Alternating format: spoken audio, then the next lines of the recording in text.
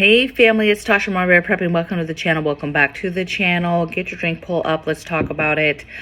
Today, it's going to be a little bit of a rant. I had somebody ask me a question about what are my fears when it comes to SHTF.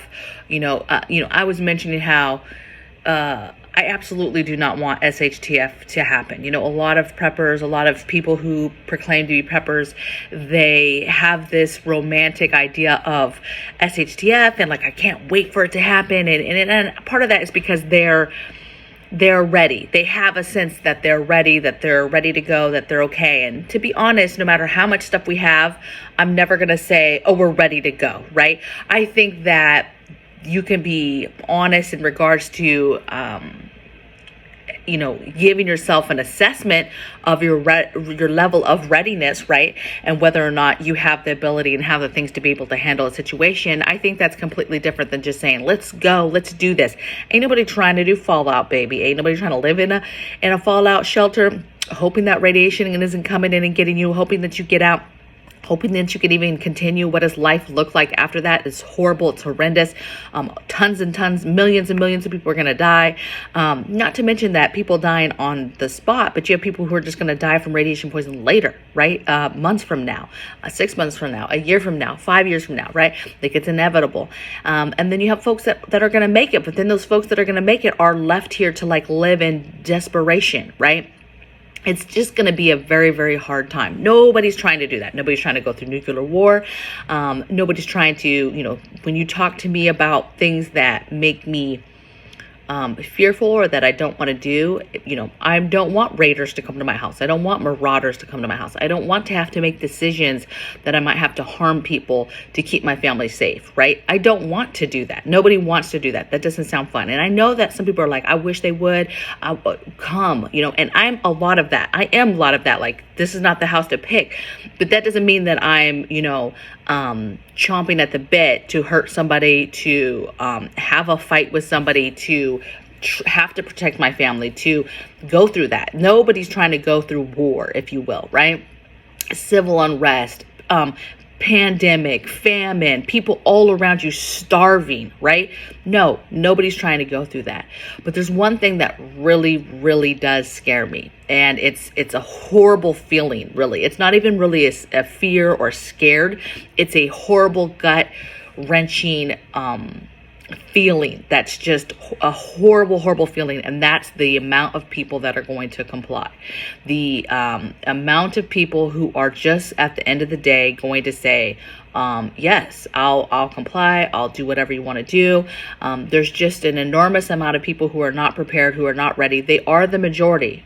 As much as you would think there's more of us out there than we think, there is more of us out there than we think, right?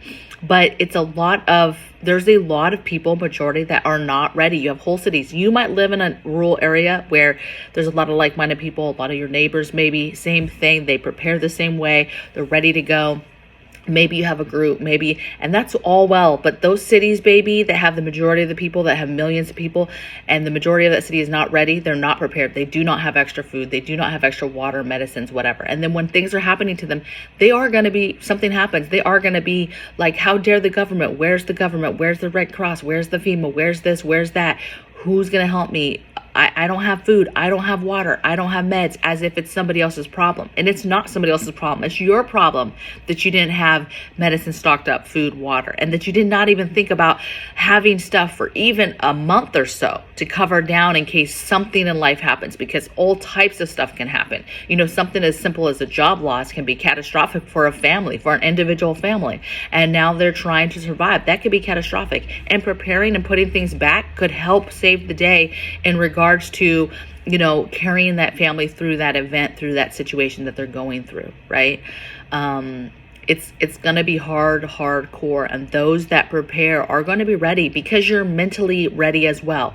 You have skill sets. You've thought some scenarios through, so it's going to be easier for you to be creative and to figure out and adapt to how to make it through that event. But that compliance, let me tell you about this video I saw. I saw this video last night or the day before. It was on Instagram or something, and it was this guy. He had a mask, and so he wasn't really verbally talking to anybody. And he was standing outside the entrance to a building, and he was lint rolling. He had a lint roller, and he was telling people go like this. So he's being verbal with his arms, putting his arms out. People were walking up to the door, putting their arms out, and he was lint rolling it. And then it showed him do this for like 4 or 5 people. And imagine, first of all, why do they need to be lint rolled? Nobody's questioning why I need to be lint rolled before I go into the house. They all have a mask on, and they're all coming up and they're getting lint rolled. And it's crazy because, the 4th, the 5th, the 6th person, imagine however far away they are from the person they can see at the door, they can see it coming. They see, oh, they're being lint rolled. Oh, okay. I can visually see. Maybe they don't know what's going on, but they can visually see something's happening. This guy's putting his arms up. These guys are putting their arms up, and they're being lint rolled, and they're getting allowed to go into the building. And they're all doing it. And, the caption is something like, one thing I learned is it's easy to get people to comply. Super easy to get people to comply. I mean, this person is just doing an experiment to just see how many people he can get to just do this by verbally just, a cue, right? And it's scary. That is scary, because not only have you thought about what's going to happen, which is scary in itself, you've prepared, you've gotten your water, you've gotten your food, you've gotten your meds, you've gotten your things, you're prepared as much as you can. Not only is it going to be difficult that everybody around you or a large group around you are going to be starving, famine, you don't have water, don't have life-saving meds, people dying left and right all over the place. You're hearing about just everybody in nursing homes, in hospitals, everywhere. People are dying, right? And it's not a good time. And you're just worried about protecting your home, marauders, that type of thing, right? But yet you got to do this alone, right? Because everybody around you is going to be complying. And so you're alone, and you're the person that's saying no. You're the person that's like, nope, I'm not going to do this. I'm not going to comply. I'm not going to do this digital dollar. I'm not going to do this stuff, right? And that's scary on how, people think America is so great and it can never fall. We can never have a land invasion. We can never have a nuclear war. We can never have somebody, take over the American people. We can never have our weapons taken from us.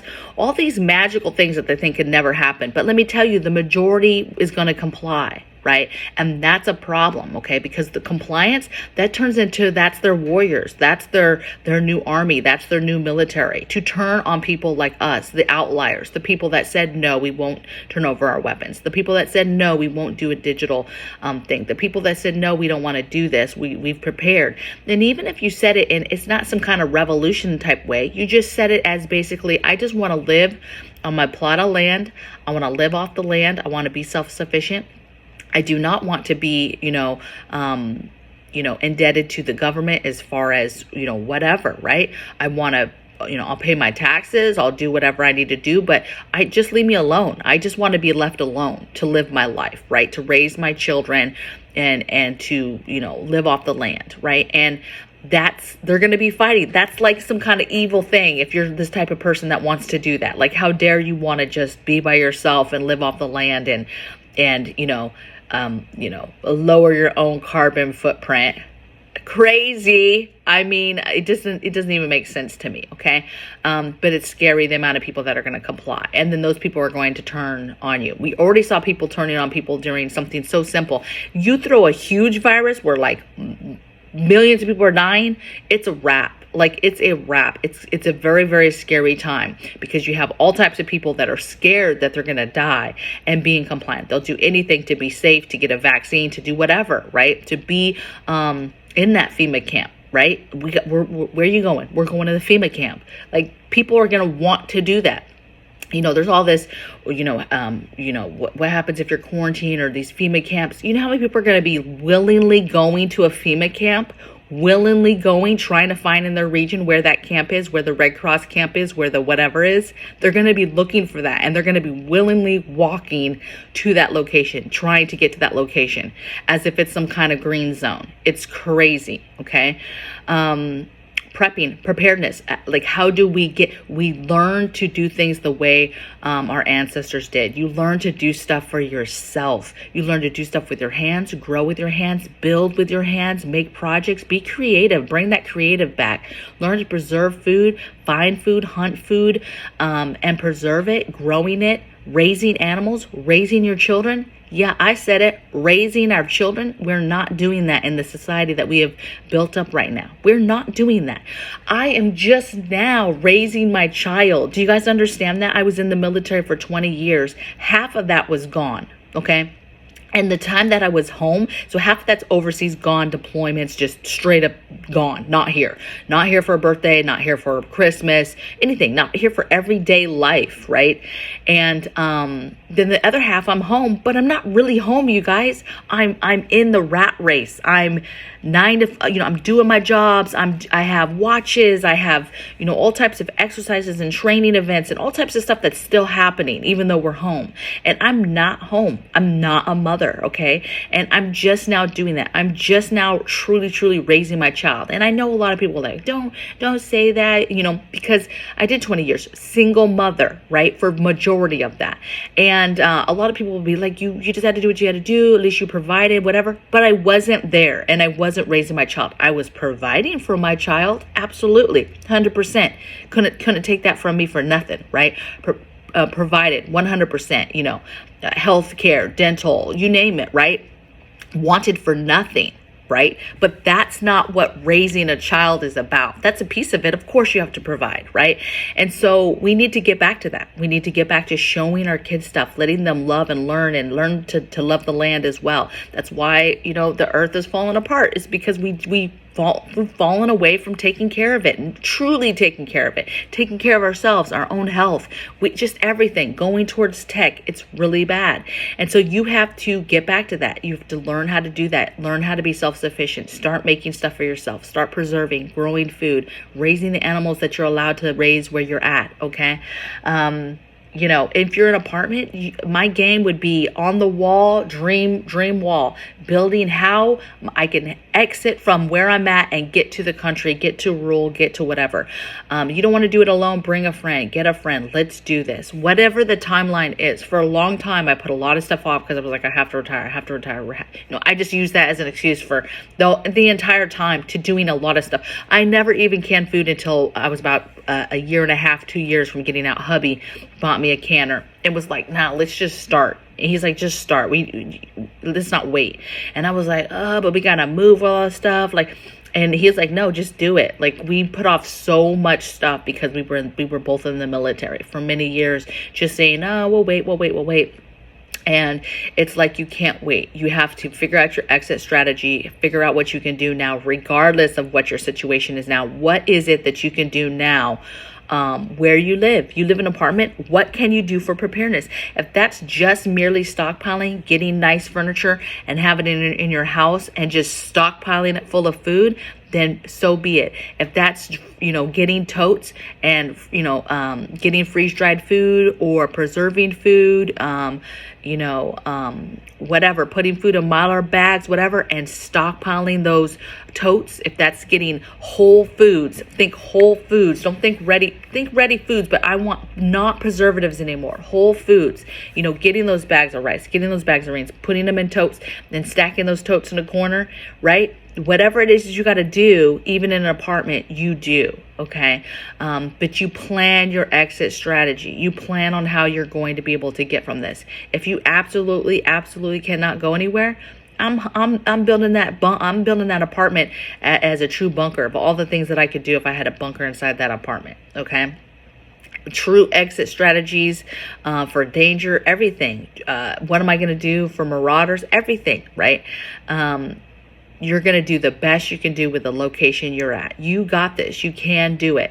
You just saying and thinking, okay, what is the plan? What can I do? Is already many steps across anybody that comes to your doorstep. Okay. And for the people, especially around you, that are going to just be complying left and right. Okay.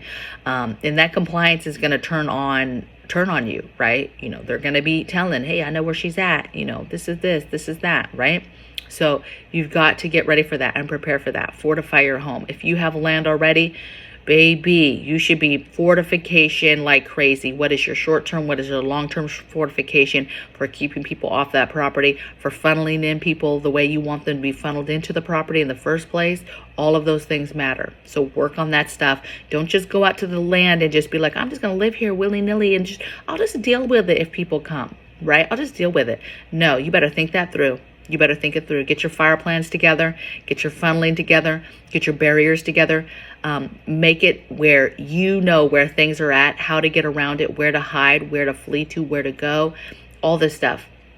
Where to fire from, all of this stuff, your vantage points, this stuff matters. Okay, so be building this up because this group of people is something to be feared. It is something to be feared. Obviously, we have God on our side. Fear not, many times in the Bible. But I think you know the point that I'm trying to make. Okay, so prepare. Prepare in the many ways. Prepare mentally, spiritually, physically, because this group is going to be dangerous. And it's the majority of the people all around us. Even folks that we thought would never be part of this group are going to be part of this group. Okay, so get ready, keep preparing, keep doing what you're doing. I hope you guys have a beautiful day. It's, is it hump day or no, it's already past hump day. It's Thursday. So you guys be well, be kind, do everything in love, and I'll see you guys tomorrow on the next video. Take care. Bye.